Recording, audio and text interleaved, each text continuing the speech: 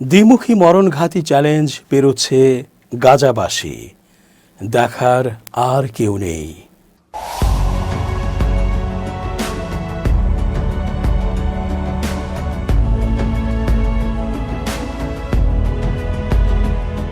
আসসালামু আলাইকুম প্রিয় দর্শক, আমন্ত্রণ আজকের আলোচনায়। চেঞ্জ টিভির আন্তর্জাতিক চোখ অনুষ্ঠানে SJ রতন স্বাগত জানাচ্ছি। আহা, গাজাবাসীর কথা আর কেউ ভাবছে না। আন্তর্জাতিক নানা সহযোগিতা সংস্থা তারা সবাই আমেরিকা ও ইসরায়েলের হাতে বন্দী যেন। তারা কোনো প্রতিবাদও করতে পারছে না, শুধু মুখে মুখে কিছু বলছে, তাতে কোনো কাজই হচ্ছে না। মুখে মুখে বলার পাশাপাশি অ্যাকশন নেবার ব্যবস্থা থাকলে হয়তো কিছু একটা হতো, কিন্তু যেহেতু তা নেই, তাই চেয়ে চেয়ে দেখা ছাড়া তাদের আর কিছুই করার নেই। এমন সময় এখন গাজাতে অতিবাহিত হচ্ছে যখন শীত আর হামলা একযোগে অব্যাহত আছে। শীতের মধ্যে আবার বৃষ্টি হচ্ছে, এ যেন মরার ওপর খড়ার ঘা।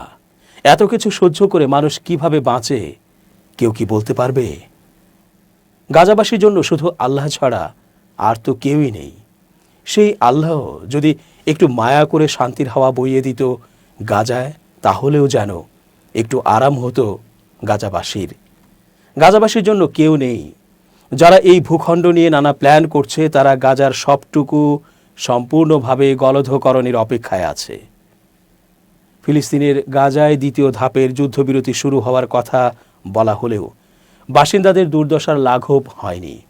ইসরায়েলি ড্রোন হামলা ও গোলাবর্ষণ অব্যাহত রয়েছে। এতে গাজাবাসীর শীতকালীন দুর্দশা আরও বেড়েছে। বাসিন্দারা দৈনন্দিন জীবনযাপনে সীমাহীন কষ্ট পাচ্ছেন। গেল শনিবারও উত্তর গাজার কামাল আদওয়ান হাসপাতালের কাছে বেসামরিক নাগরিকদের ওপর ড্রোন হামলা করে ইসরায়েল। এতে একই পরিবারের 2 শিশুসহ 3 জন নিহত হয়েছে।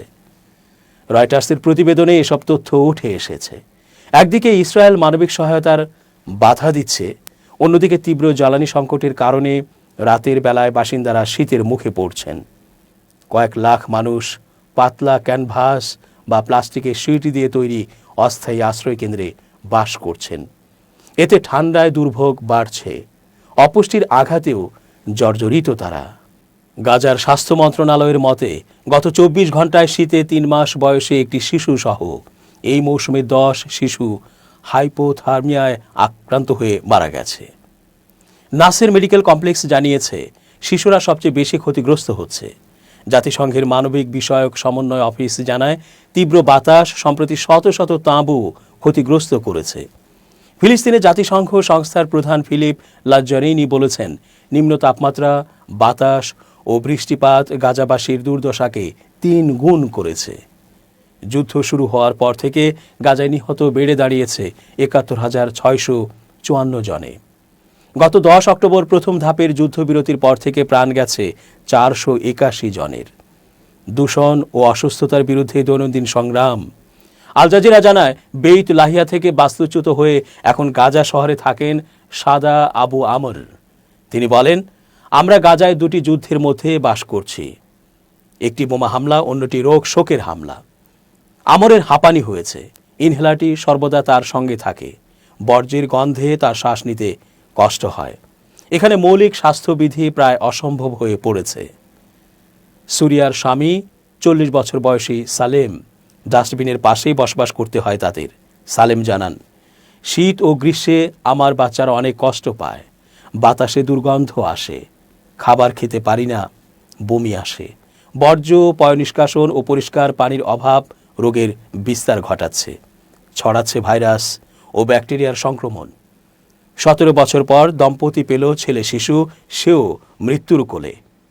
গাজায় তীব্র ঠান্ডায় 6 মাস বয়সী এক ফিলিস্তিনি শিশু মারা গেছে। শিশুটি পরিবারের বহু আকাঙ্ক্ষিত ছিল। 6 বোনের পর শিশুটি আশীর্বাদ হয়ে এসেছিল তাদের কোলে। কিন্তু ইসরায়েলি ধ্বংসযজ্ঞ, অবরোধে, ঠান্ডায় দুর্ভোগ বাড়ায় শিশুটি বাঁচতে পারেনি। শিশুটির নাম ইউসেফ আবু হাম্মাদ। প্রচণ্ড ঠান্ডা ও পয়ঃনিষ্কাশন দূষণের সংস্পর্শে আসার কারণে পানি শূন্যতায় গত বৃহস্পতিবার মারা যায় শিশুটি। গাজা পুনর্গঠনে ট্রাম্প জামাতার 6 ধাপের পরিকল্পনা। রয়টার্স জানায়, মার্কিন প্রেসিডেন্ট ডোনাল্ড ট্রাম্পের জামাতা জ্যারেড কুশনার গাজাকে যুক্তরাষ্ট্রের আদলে মুক্তবাজার অর্থনীতির নীতিতে গড়ে তোলার একটি পরিকল্পনা প্রকাশ করেছেন। পরিকল্পনায় উপকূল জুড়ে উঁচু ভবন, ব্যবসায়িক জেলা এবং আধুনিক নগর অবকাঠামোর কথা বলা হয়েছে। শনিবার নেতানিয়াহুর সঙ্গে তিনি দেখা করেন। তার সঙ্গে ছিলেন ট্রাম্পের বিশেষ দূত স্টিভ উইটকফও। পরিকল্পনা অনুযায়ী গাজার ইউটিলিটি ও জনসেবা খাত উন্নয়নে প্রায় $25 বিলিয়ন প্রয়োজন হবে। এই পরিকল্পনায় 6 ধাপের উন্নয়ন কর্মসূচি নির্ধারণ করা হয়েছে। প্রস্তাবে একটি নতুন বিমানবন্দর, সমুদ্র বন্দর, মালবাহী রেললাইন ও লজিস্টিক্স করিডোর, রাফায় একটি নতুন ত্রিপক্ষীয় সীমান্ত ক্রসিং থাকবে। গাজার উপকূল জুড়ে কোস্টাল ট্যুরিজমের জন্য 180টি মাল্টিপারপাস ভবন নির্মাণ করা হবে। গড়ে তোলা হবে আবাসিক পাড়া ও শিল্পাঞ্চল। সেখানে থাকবে ডেটা সেন্টার ও আধুনিক কারখানা। ফিলিস্তিনের গাজার উত্তরে বিশাল এলাকা জুড়ে থাকা একটি জনপদ কৃষি জমি সহ মুছে ফেলছে ইসরায়েল। এই এলাকায় একটি বড় জনপদ ছিল, এখন সেগুলোর কাঠামো পাল্টে ফেলা হচ্ছে। সঙ্গে রয়েছে কৃষি জমি অধ্যুষিত এলাকাও। আল জাজিরার ডিজিটাল তদন্তে বিষয়টি ধরা পড়েছে। তদন্ত দল স্যাটেলাইট ইমেজ বিশ্লেষণ করে এই ভয়ানক তথ্য পেয়েছে। চলমান যুদ্ধবিরতির আড়ালে বেইত হানুন শহরকে ধ্বংস করে ভূমি নিয়ন্ত্রণের এই দখলবাজি চলছে। তদন্তে বলা হচ্ছে, গত বছরের 10 অক্টোবর যুদ্ধবিরতি শুরু হওয়া সত্ত্বেও ইসরায়েলের সেনাবাহিনী উত্তর গাজা উপত্যকার বেইত হানুন শহরের ঘর বাড়ি ধ্বংস করার কাজ চলমান রেখেছে। তদন্ত দল সানাদ স্যাটেলাইট ছবি বিশ্লেষণ করে দখলদারির প্রমাণ পেয়েছে। সানাদ দেখেছে ইসরায়েল সেনাবাহিনী প্রায় 4,08,000 বর্গমিটার জমি পরিষ্কার করতে বুলডোজার ব্যবহার করেছে। এই এলাকার মধ্যে কমপক্ষে 329টি বাড়ি এবং কৃষিক্ষেত্রের ধ্বংসাবশেষ রয়েছে। স্যাটেলাইট ছবিতে দেখা গেছে 2 বছরের যুদ্ধে ক্ষতিগ্রস্ত ভবন সহ বেইত হানুনের কিছু ভবনও সংশ্লিষ্ট এলাকায় রয়েছে। এলাকাটিতে কিছু ভবন অক্ষত থাকলেও গত ডিসেম্বরের মাঝামাঝি সেগুলো সম্পূর্ণরূপে ধ্বংস হয়ে গেছে। সেই সঙ্গে আগের কৃষি জমি পাল্টে নতুন ভূমি স্থাপন করা হয়েছে।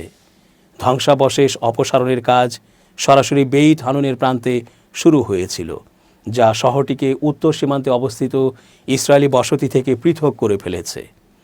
ইসরায়েলের অতি ডানপন্থী নেতারা গাজায় ইতোমধ্যে বসতি স্থাপনের ইচ্ছা প্রকাশে ঘোষণা করেছে। তারা বেইত হানুন এবং বেইত লাহিয়ার দিকে ইঙ্গিত করে বলেছিলেন 800-রও বেশি ইহুদি পরিবার যত তাড়াতাড়ি সম্ভব সেখানে চলে যেতে ইচ্ছুক। গত 24 ঘন্টায় গাজার বিভিন্ন হাসপাতালে 3 জনের মৃতদেহ পৌঁছেছে। তাদের মধ্যে সম্প্রতি উদ্ধার হওয়া 1 জন রয়েছেন। আরও 20 জন আহত হয়েছেন। এ নিয়ে হামলায় নিহতের সংখ্যা বেড়ে 71,660 জনে দাঁড়িয়েছে। 92 দিনের যুদ্ধবিরতিতে গাজায় হামলা চালিয়ে 100 জনেরও বেশি ফিলিস্তিনি শিশুকে হত্যা করেছে ইসরায়েল। রাফা ক্রসিং সীমিত আকারে খুলবে ইসরায়েল।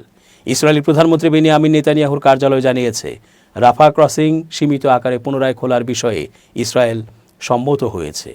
ইসরায়েলি সংবাদ মাধ্যমের প্রতিবেদন অনুসারে ট্রাম্পের দূতরা ক্রসিংটি পুনরায় চালু করার জন্য অনুরোধ করেছেন। মার্কিন প্রেসিডেন্ট ডোনাল্ড ট্রাম্পের 20 দফা পরিকল্পনার অংশ হিসেবে এই ক্রসিং খুলে দেওয়া হচ্ছে। তবে ফিলিস্তিনিরা ইসরায়েলের ঘোষণায় সন্দেহ পোষণ করেছেন। সাংবাদিক ও মানবাধিকার কর্মীরা সবচেয়ে ঝুঁকিতে। মিডল ইস্ট আই জানায়, প্রতিনিধি ও মানবিক কর্মী হিসেবে গাজা বিশ্বের সবচেয়ে ভয়াবহ স্থান বলে রোববার জানিয়েছেন জাতিসংঘের ফিলিস্তিনি শরণার্থী সংস্থা UNRWA এর প্রধান ফিলিপ লাজ্জারিনি।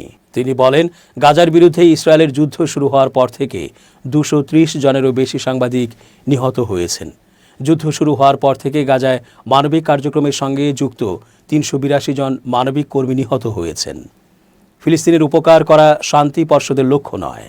অনুসন্ধানী সাংবাদিক, লেখক এবং চলচ্চিত্র নির্মাতা অ্যান্টনি লোয়েনস্টাইন বলেছেন, যুদ্ধবিধ্বস্ত গাজায় অবরুদ্ধ ফিলিস্তিনিদের সাহায্য করার কোনো বাস্তব লক্ষ্য ট্রাম্প ও তার প্রশাসনের নেই।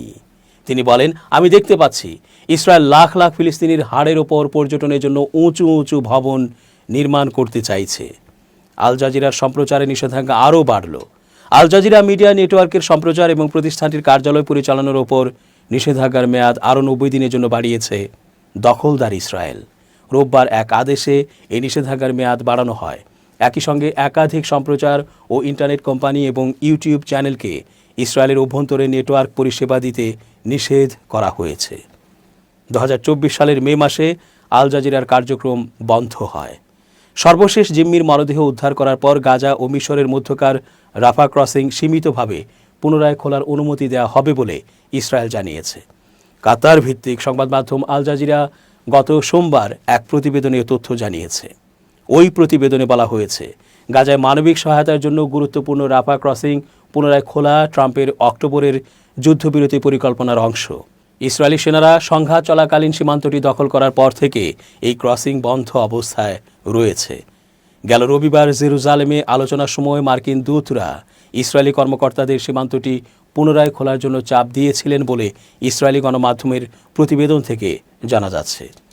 বিশ্বের বিভিন্ন দেশের নেতা ও মানবিক সহায়তা সংস্থাগুলোর দাবি, গাজায় যেন আরও বেশি ত্রাণ প্রবেশের অনুমতি দেওয়া হয়। 2 বছরেরও বেশি সময় ধরে চলা যুদ্ধে বিধ্বস্ত গাজার বাসিন্দারা এখন অত্যাবশ্যকীয় চিকিৎসা সরঞ্জাম, খাদ্য ও অন্য জিনিসপত্রের সরবরাহের জন্য ত্রাণের ওপর পুরোপুরি নির্ভর করছেন। ইসরায়েলের প্রধানমন্ত্রী বেনিয়ামিন নেতানিয়াহুর কার্যালয় গেল সেই সময়ে জানিয়েছে, ইসরায়েল পুনরায় রাফা ক্রসিং খোলার জন্য সম্মত হয়েছে, তবে শুধু পথচারীদের চলাচলের জন্য খুলে দেওয়া হবে, আর এটি সম্পূর্ণ ইসরায়েলি তল্লাশি ব্যবস্থার আওতায় চালু হবে। দর্শক, আজ এ পর্যন্তই। ধন্যবাদ। change tv.press, এক ফোঁটা হলুদ নেই।